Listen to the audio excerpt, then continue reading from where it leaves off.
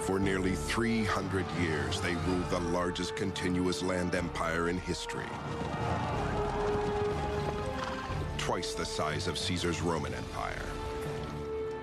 Longer lasting than Napoleon's, as world-shaking as Alexander the Great's.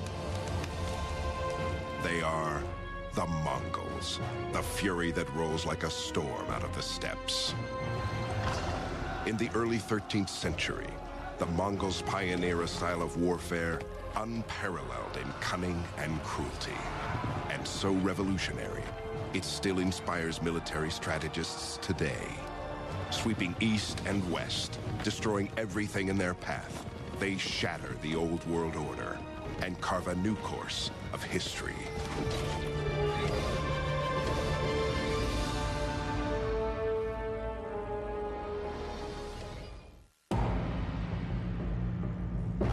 It is the end of the 12th century. As Europe lies mired in the Dark Ages, two cultures set the standard for human civilization. The Islamic states in Persia and Central Asia, and far away to the east, a trio of fabulous kingdoms in China. Between these stretch vast, inhospitable grasslands, the Eurasian steppes. Although the steppes are formidable, they are not empty. Nomadic tribes, the Tatars, Mongols, and others, eke out a grim life. These are some of the coldest places on Earth in Mongolia. Temperatures 90 degrees below zero. So for much of the year, they're fighting nature. It's a life with no margin of safety in it. In 1175, the Tatars renew an old feud with the Mongols. These two tribes, so similar in lifestyle and belief, are bitterly divided by ancient rivalries, a never-ending cycle of alliance, treachery, and revenge. Caught up in their own struggles, they ignore their common enemy, the rich and powerful Jin of northern China. The Jin dynasty, their policy towards Mongolia was one really of divide and conquer. And the Jin would employ the Tatars on raids against other nomadic groups, tribes, khanates that grew too large and too threatening. The Jin wisely perceive that as long as the people of the steppes are focused on each other, they won't trouble them. It is in this time of upheaval that great Mongol conqueror Genghis Khan arises in the 12th century. He does so not from a family of kings or princes, but as a fatherless boy, facing death with his family on the barren steppes. Genghis Khan's given name is Temujin, Mongolian for ironworker. It's fitting. His life will demand an iron will. In 1175, when he is barely 9 years old, his father, leader of the clan, is poisoned by the Tatars. Genghis Khan's father had been an up-and-coming tribal chieftain. Perhaps if he'd lived, he might have become the next Khan of the Mongols. But as soon as he was poisoned, the widows of the previous Khan led the Mongols to desert the widows of Yisige, Genghis's father. And the result was that Genghis Khan was left on the steppe alone with his mother. Abandoned with her children, Temujin's mother gives him a simple charge: seek revenge.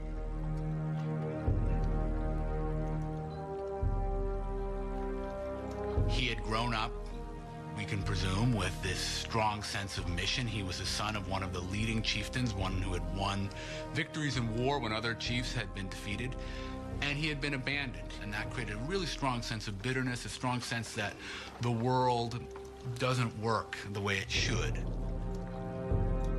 For 30 grueling years, Temujin fights to unite his clan and gain the title of Khan, great leader. He learns to trust those proven loyal in battle and he remains suspicious of all others. By the age of 40, he has grown to be a gifted chieftain.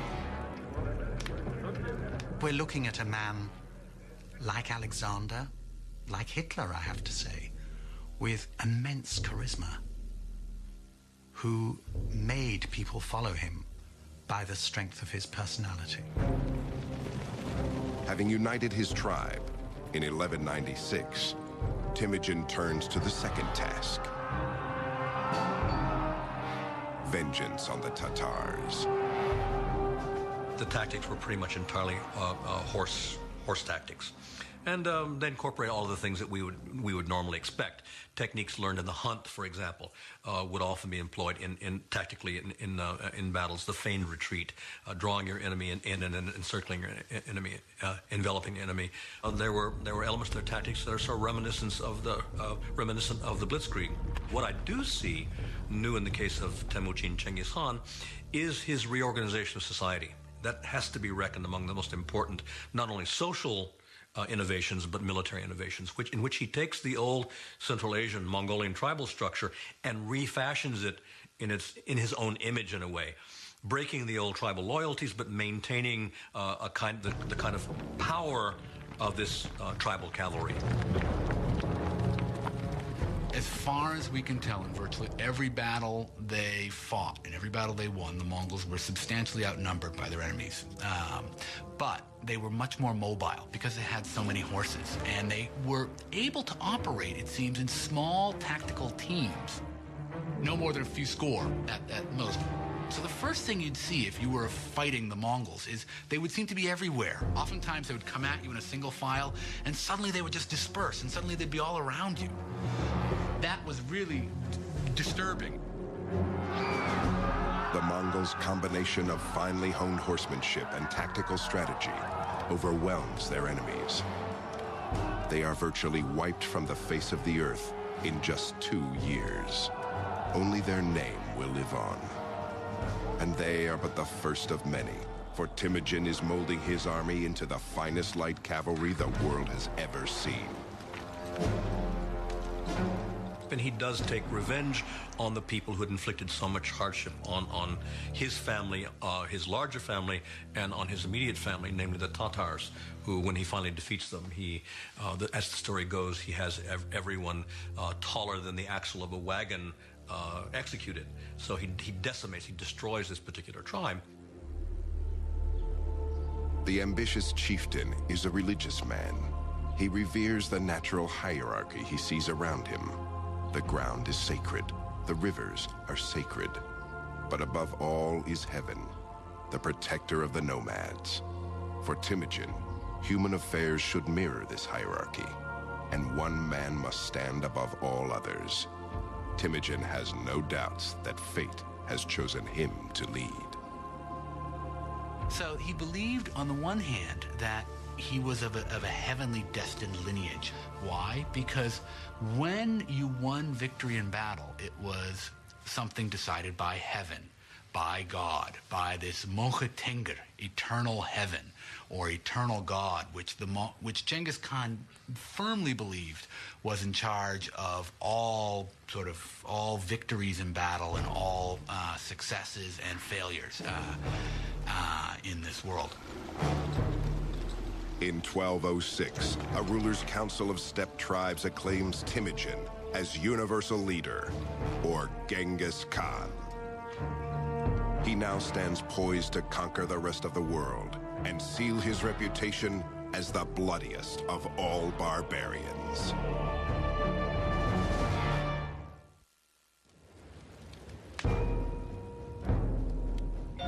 Driven to avenge his father's murder, and empowered by a sense of his own destiny, in 1206, Genghis Khan rises from obscurity to the brink of world domination. He is the ultimate leader, the Khan, of all the restless and nomadic tribes of the steppes. His people live a difficult life in a brutal environment. This is a society that is perpetually on the move. So they're ready to bundle up shop in no time at all. So what does that say about how these people live, the tents they live in? They have a cane framework, and felts are tied or sewn onto these individual cane panels, and they can be set up inside 15 minutes and dismantled in the same sort of time. So the inside of yurts was incredibly dark and smoky because they only had a hole at the top and a hole at the doorway. And the doorway always faced south because the Mongols were superstitious that good news came from the south. You had felts on the floor, felts on the walls, so dark, dark, dark, and then everything permeated with smoke. What did they burn? There's no wood on the steppe, so it's dung. So it's smoke that's permeated with animal smell as well. This hardscrabble existence shaped Genghis Khan's character, and his mother's words of vengeance provided his mission. Points to the very important role that Mongolian women played and still do play in Mongolian society, and that's a very important sort of formative episode in his whole life, because he becomes very attached to women, to his wife, to his mother. They figure very prominently, both figure very prominently later on when he distributes his territory and his soldiers among these people. Both women receive shares. So that's quite an important thing. She really holds the family. She's the cement of the family. By the year 1206, Genghis Khan's power over the steppes is unchallenged. Now he directs his vengeance on the wealthy and arrogant Jin of China. In 1211, the Mongols moved to invade China. The enormous ancient nation sees them as scruffy upstarts out to stir up a little trouble. The Chinese have no idea what they are about to face. Down in South China, the Sung dynasty, the ethnic Chinese in South China often looked on the Mongols as possible allies, and they developed a very interesting view of the Mongols, that the Mongols were these very crude, barbaric, savage people, but they were uncorrupted, unspoiled. Within hours of their initial meeting, the Mongol troops annihilate a much larger Chinese force. The nomads learn fast.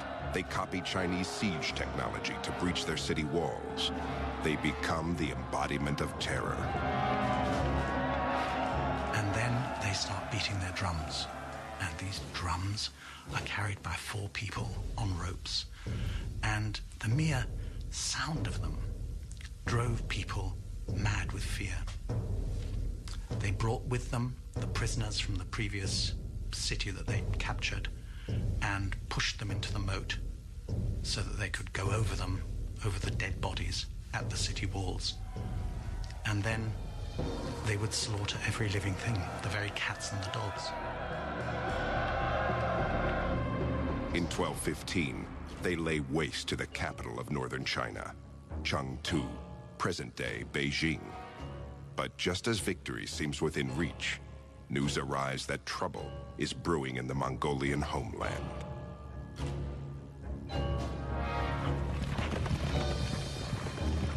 The news reaches Genghis Khan across 1,000 miles of territory, carried by a surprising system of communication that eventually will connect the entire Mongol Empire. They developed very early on a system known as the Yam, which was basically the Pony Express. And 2 messengers would be sent out with special badges that they wore around their waist, showing that they were official emissaries of the government. And horses would be provided at post stations every 25 miles for these 2 to ride off carrying in their hands, literally, rolls with messages on them. In 1218, the Yam riders bring Genghis Khan the news that Kuchlug, the Khan of the Naiman clan, is fomenting a rebellion among other disgruntled tribesmen. Genghis Khan's hard-won order is being threatened by disloyalty from his own people. This cannot be tolerated.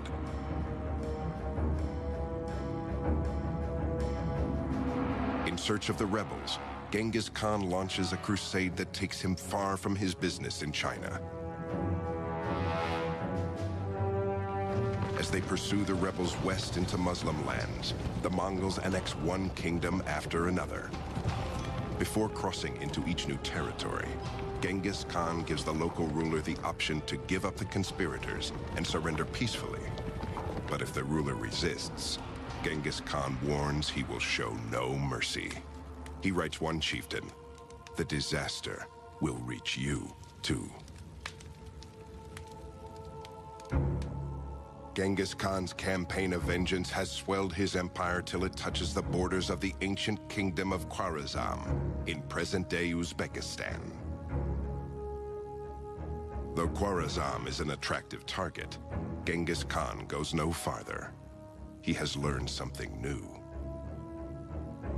I think that the key moment in the career of Genghis Khan that lifted him from being a territorial chieftain in Outer Mongolia, and it's not accident that Outer Mongolia means the boonies, it means the back of beyond, that moved him from that to a player on the world stage, was when he began to realize that his territories were on the Silk Road and that he could change the fortunes of his people by trade.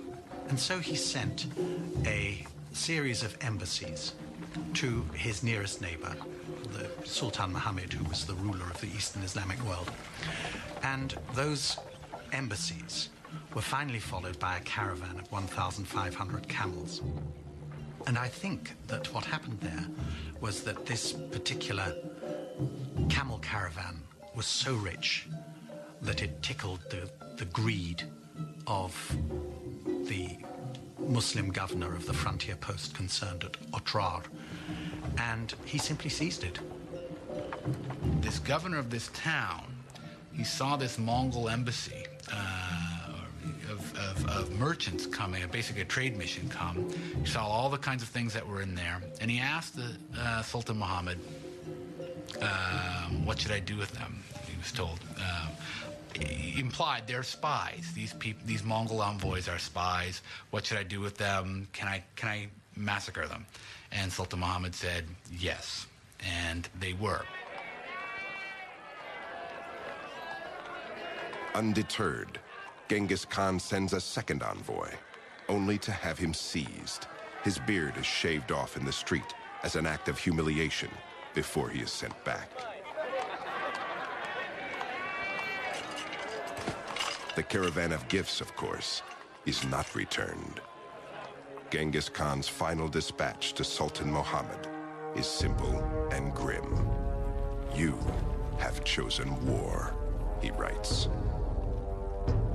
And it was that event, that greed, that breaking of the laws of interchange of ambassadors, of allowing merchants free run across frontiers, that caused the Mongol catastrophe, the catastrophe which, as one Russian chronicle says, left no eye open to weep for the dead. They came, they sapped, they plundered, they burnt, they slaughtered, they departed. Now, this is an utter disaster for the civilized world, and it had that curious small trigger. As his soldiers prepare for war in 1219, Genghis Khan is unconcerned. That will happen, he says, which will happen. And what is to be, we know not. Only God knows.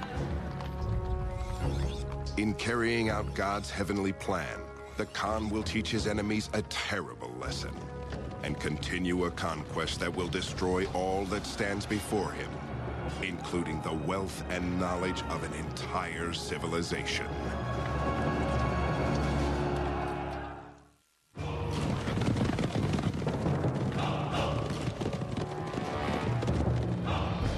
Genghis Khan has unified the nomadic Mongols, subdued the wealthy Chinese, and now, in 1219, stands perched to take on Sultan Muhammad, the ruler of the Khwarezm Empire of Central Asia.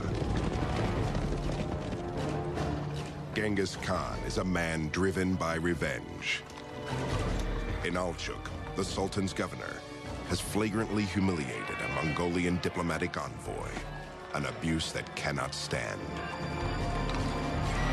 the Sultan's stronghold, Samarkand, is defended by an army much larger than Genghis Khan's own.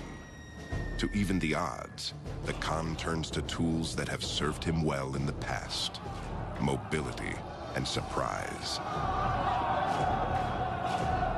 Much more interesting about this particular campaign is the fact that Genghis Khan divided his army in the face of a superior opponent. This is tactics that we associate again with people like Robert E. Lee or with Blitzkrieg and during World War II. The purpose being, again, to penetrate the enemy's front and to create confusion and diversion and so on in the rear, to be able then to turn back and take these places. So I find that to be a very significant part of what he does.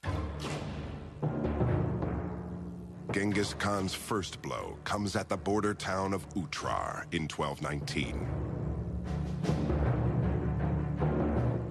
After a 5-month siege, the Mongols burst through the defenses and lay waste to everyone and everything in their path.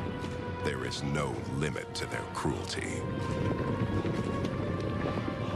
Why were the Mongols so cruel? It's a difficult question, and no one really knows the explanation. But the fact of it, I think, can't be doubted, that these were people who did not wage war in the ordinary way. A special fate is assigned to the greedy governor in Alchuk. He discovers firsthand the meaning of the old Mongolian proverb, "Return what people give to you." Dragged from his hiding place in the citadel, he is held down while molten silver is poured into his ears and eyes.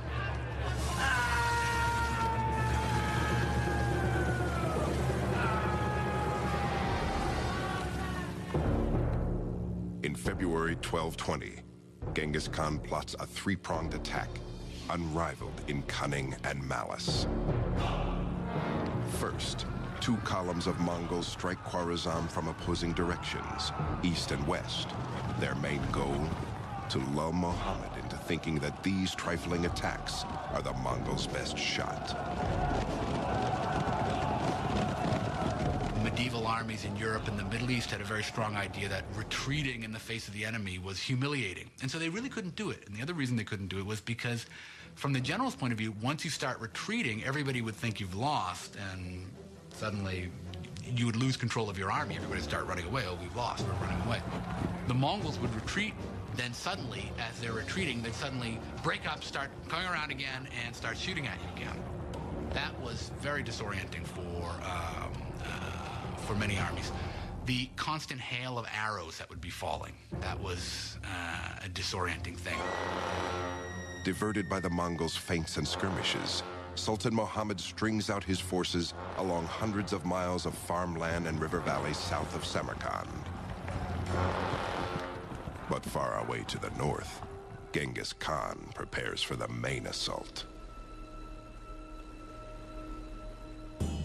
Genghis Khan carefully seeks out the smugglers and bandits who know the secret water holes and camel routes in the desert of Kızılkum. These will be his guides. They will lead his army over 300 miles of punishing desert sands, a back door to the Sultan's kingdom. In March 1220, Genghis Khan and his army emerges from what the Sultan believed was an impenetrable desert, like demons from his worst nightmare. In one of the greatest strategic rearguard attacks in the history of warfare, proud Samarkand falls in just 10 days. Sultan Muhammad shows his true colors, fleeing for his life from one city to the next. Like hunters pursuing a fox, the great Mongol generals are given 20,000 men and told to crush any town that shelters the fugitive Sultan, as they relentlessly track him down and kill him. So it was not just a matter of beating an army in the field, but eradicating the power of a country to ground zero so that there could be no recovery. So they sowed salt in the fields. They destroyed the wells, they flooded the cities, they cut the canals, they chopped down the orchards, as if there were no tomorrow. The Mongols' monstrous rampage devastates magnificent Persian cities like Balkh and Herat. Genghis Khan is not concerned. They couldn't care less. So the destruction that they visited on the Eastern Islamic world has lasted to this day. The ruins of once great cities still lay scattered across Persia like ghost towns.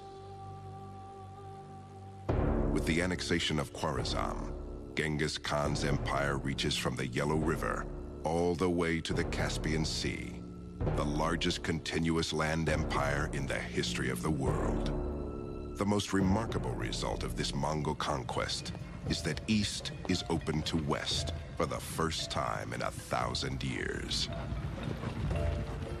Pax Mongolica, a Mongol peace, allowed people for the first time to travel in absolute safety from Rome to Beijing. That was never possible before, and it wasn't possible until the 20th century afterwards. It's not a small thing. We had people from the Middle East traveling all over, all the way even into China. Famous traveler Ibn Battuta from Morocco eventually reached, at least he says he reached, China and traveled through much of the successor states of the Mongols, Mongol states ruled by the descendants of Genghis Khan.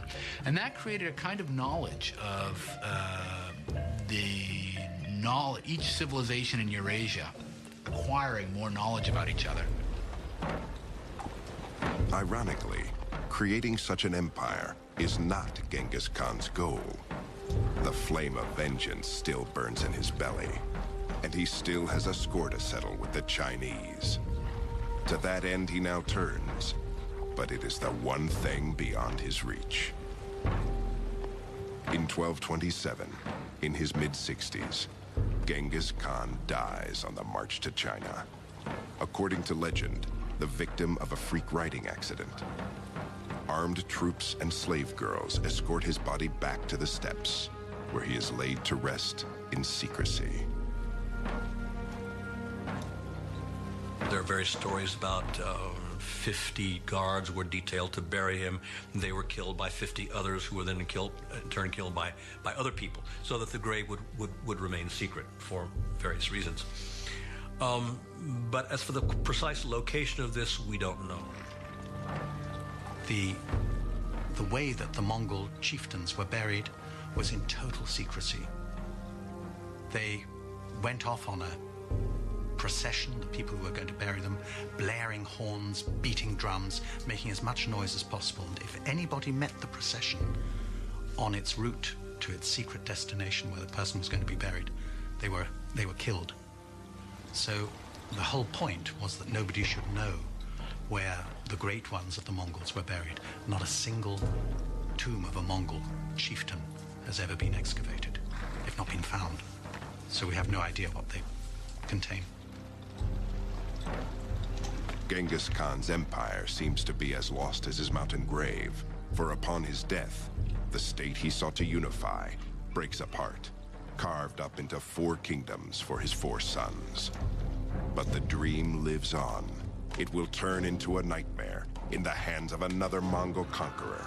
Driven by visions of glory, he will unleash a reign of terror even bloodier and more brutal than Genghis Khan's.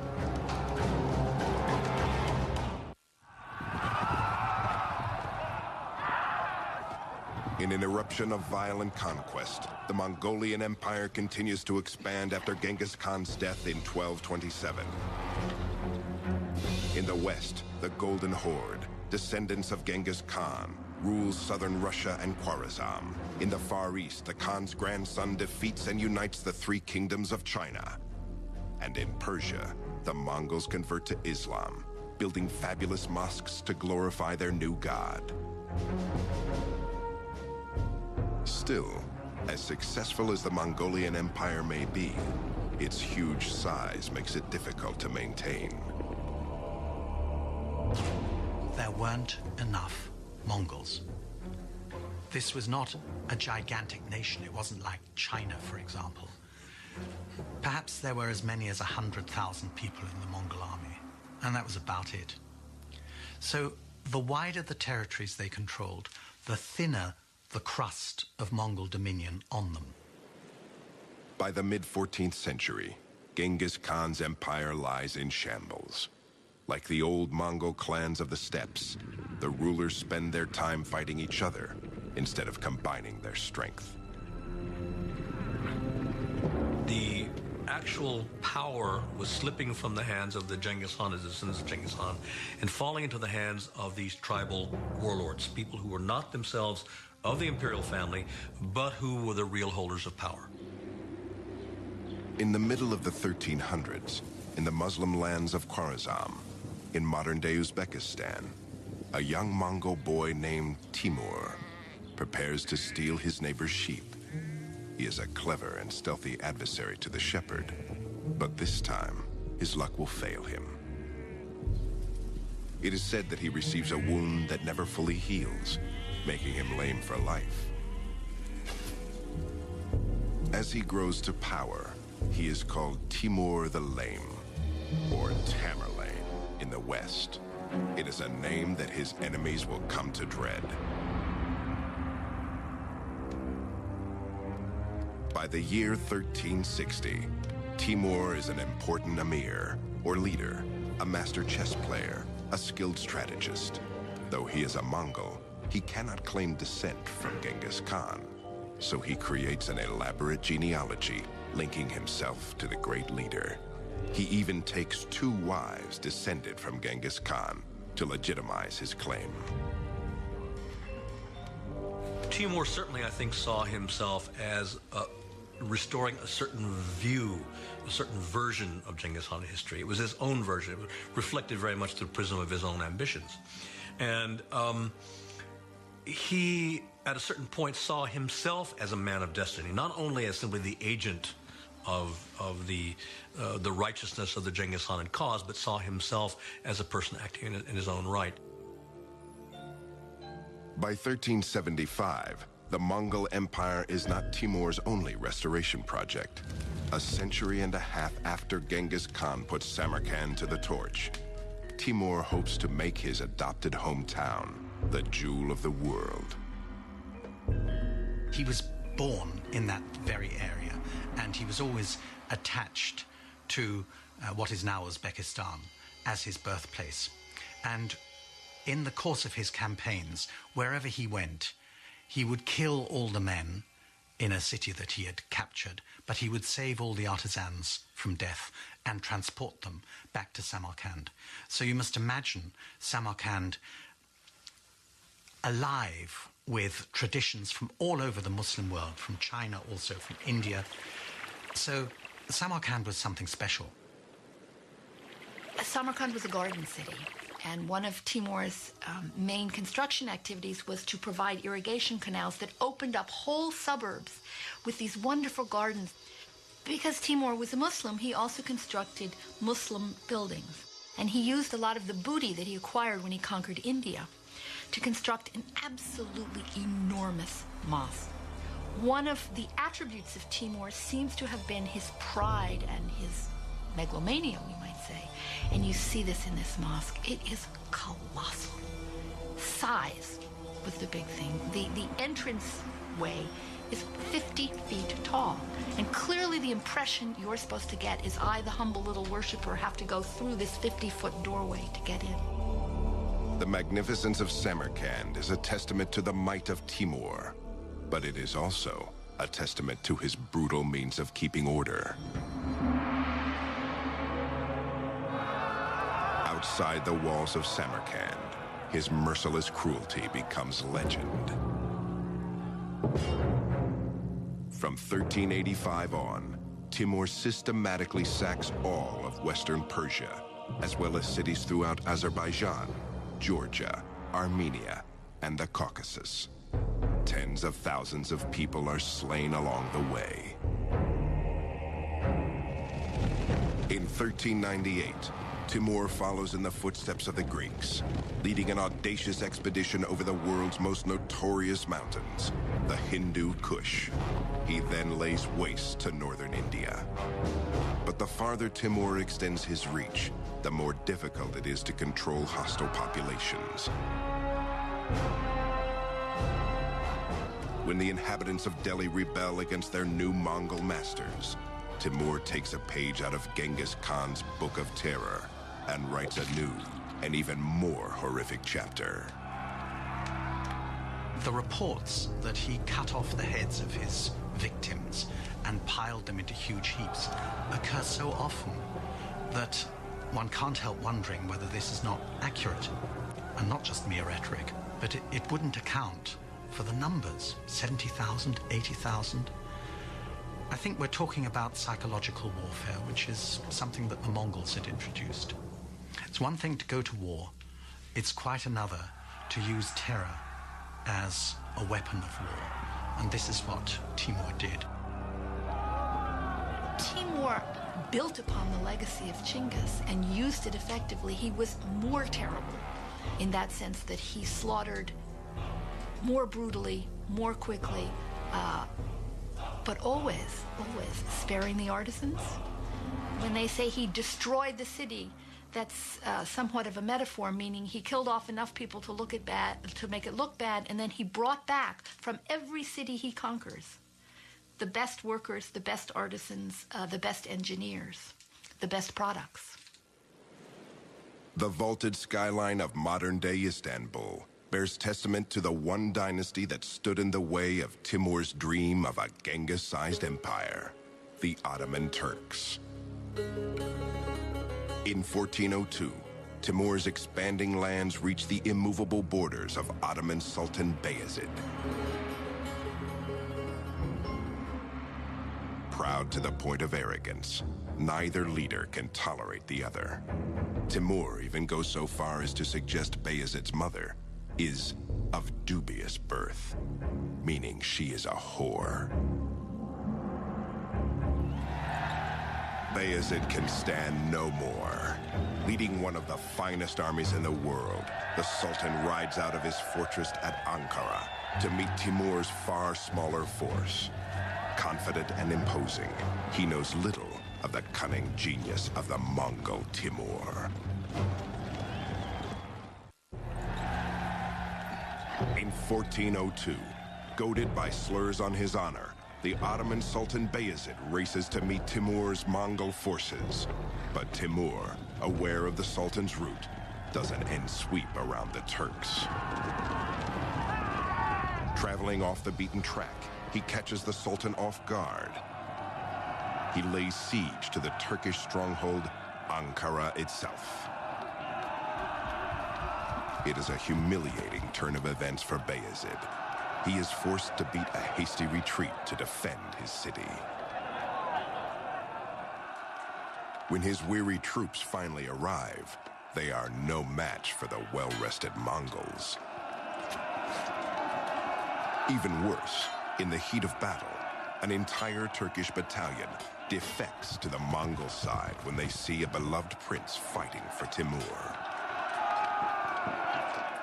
Tricked, betrayed, and totally routed, Sultan Bayezid nobly refuses to leave the field of battle.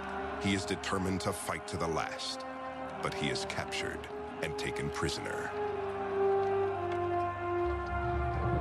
The Ottoman defeat may taste sweet to Timur, but it is even more delicious to Christian Europe.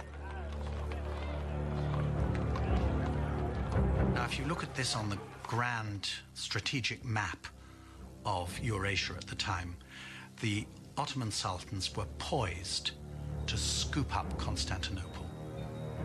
They had moved into Europe, they had encircled it, they were ready to begin the siege that would have destroyed the principal city of Eastern Christendom.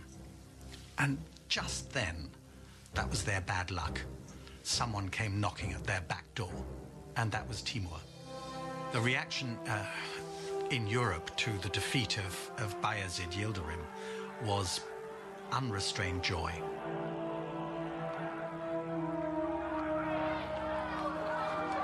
With the defeat of the Ottomans in 1402, Timur's empire nearly matches Genghis Khan's in size and scope. Predictably, it is not enough for the voracious conqueror.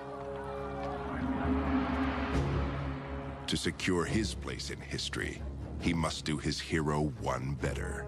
And the only way to accomplish this is to take what Genghis could not: China. But like Genghis Khan, Timur mysteriously falls ill and dies on the march to China. In 1405, in Samarkand, he is laid to rest in a tomb as ornate as Genghis Khan's was simple. There's a curious story that as he lay dying, he said, "Do not disturb my grave, for if you do, a fate worse than me will fall upon you." And his grave was kept absolutely untouched until the 22nd of June 1941, when Soviet archaeologists opened the grave and found the skeleton of a tall man with a damaged hip. And on the 22nd of June 1941, Hitler launched his attack on Russia. And that was the signal for some 20 million Russians to perish in the following 4 years. So you could say that he had a long arm, and that long arm stretched right into the 20th century.